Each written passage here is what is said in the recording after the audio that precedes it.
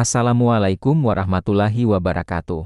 Selamat datang di channel kami. Hari ini kita akan membahas sebuah topik yang sangat menarik dan seringkali menimbulkan pertanyaan. Siapa sebenarnya jin, iblis, dan setan menurut pandangan Al-Quran? Banyak dari kita yang mungkin menganggap ketiganya adalah sama. Padahal, sumber utama kita, Al-Quran, memberikan definisi dan peran yang sangat berbeda untuk masing-masing. Memahami perbedaan ini sangatlah penting agar kita tahu siapa musuh sejati kita dan bagaimana cara terbaik untuk menghadapinya. Mari kita selami lebih dalam ayat-ayat Al-Quran untuk menemukan jawaban yang jelas mengenai hakikat ketiga makhluk gaib ini. Kita mulai dari yang pertama, yaitu jin. Secara bahasa, kata jin berasal dari jana yang berarti sesuatu yang tersembunyi atau tidak terlihat.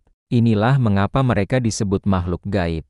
Mengenai asal penciptaannya, Al-Quran sangat jelas menyebutkan materinya. Dalam surah Ar-Rahman ayat 15, Allah berfirman, "Dan dia menciptakan jin dari nyala api emrijin min ener." Ini tentu membedakan mereka dari kita, manusia, yang diciptakan dari tanah. Sama seperti manusia, jin adalah makhluk yang berakal, memiliki kehendak bebas, dan diberikan tanggung jawab atau taklif untuk beribadah.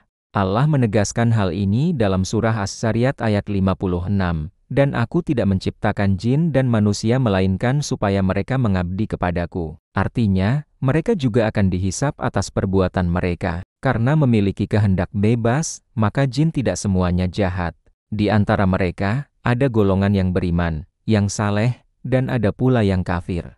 Sebagaimana yang digambarkan dalam surah Al-Jin ayat 11, "Dan sesungguhnya di antara kami ada yang saleh dan ada pula kebalikannya. Kami menempuh jalan yang berbeda-beda." Jadi, kesimpulannya, jin adalah sebuah bangsa atau spesies makhluk gaib, yang bisa baik atau buruk, muslim atau kafir, sama seperti manusia. Mereka adalah subjek hukum Allah. Sekarang, mari kita kenali siapa itu iblis.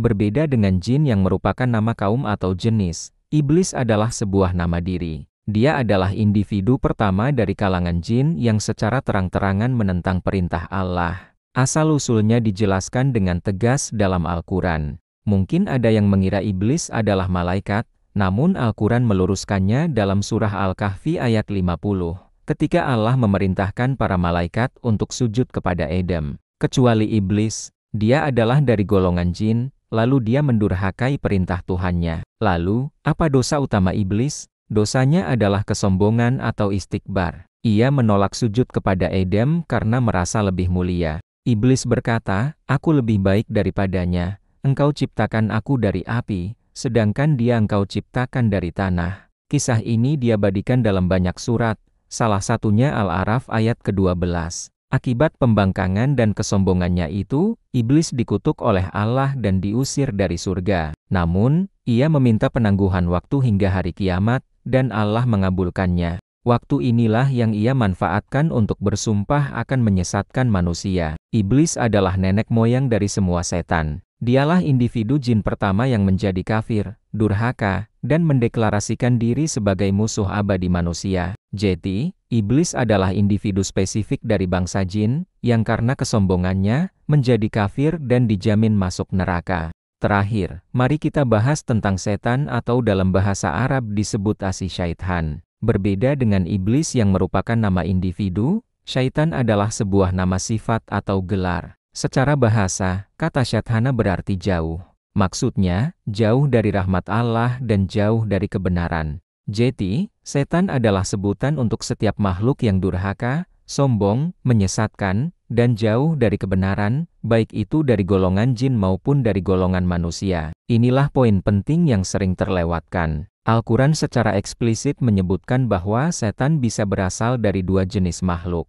Dalam surah Al-An ayat 112, Allah berfirman, "Dan demikianlah kami jadikan bagi tiap-tiap nabi itu musuh, yaitu setan-setan dari jenis manusia dan jin." Ayat ini sangat jelas, bukan? Lalu apa peran utama setan? Tugas utamanya adalah menyesatkan dan membisikkan kejahatan atau was-was ke dalam dada manusia. Itulah mengapa kita dianjurkan membaca surah An-Nas, yang di akhirnya menyebutkan perlindungan dari bisikan, dari golongan jin dan manusia. Sifat-sifat setan lainnya adalah mengajak kepada perbuatan keji, menimbulkan permusuhan di antara manusia, dan memberi janji-janji serta angan-angan kosong.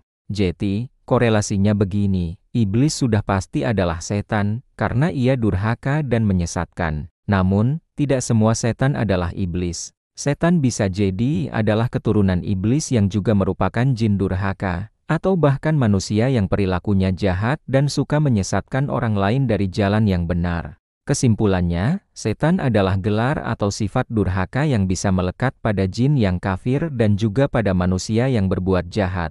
Mari kita rangkum perbedaan utamanya sekali lagi agar lebih jelas. Pertama, jin adalah sebuah bangsa makhluk gaib yang diciptakan dari api. Ada yang baik dan ada yang buruk, seperti manusia. Kedua, iblis adalah nama individu spesifik dari bangsa jin. Dialah yang pertama kali durhaka karena sombong dan menjadi nenek moyang para setan. Ketiga, setan adalah gelar atau sifat jahat dan menyesatkan yang bisa disandang oleh jin maupun manusia. Jadi, jin adalah jenis makhluknya, iblis adalah namanya, dan setan adalah sifatnya. Memahami definisi ini sangat penting karena memperjelas siapa musuh kita yang sesungguhnya. Musuh kita bukan hanya makhluk gaib yang tak terlihat, tetapi juga bisikan dan perilaku menyesatkan yang bisa datang dari sesama kita, yaitu setan dari jenis manusia. Al-Quran telah memberi kita panduan yang lengkap, berlindunglah kepada Allah dari godaan setan, baik dari jin maupun manusia, dan fokuslah pada ibadah serta berbuat kebaikan.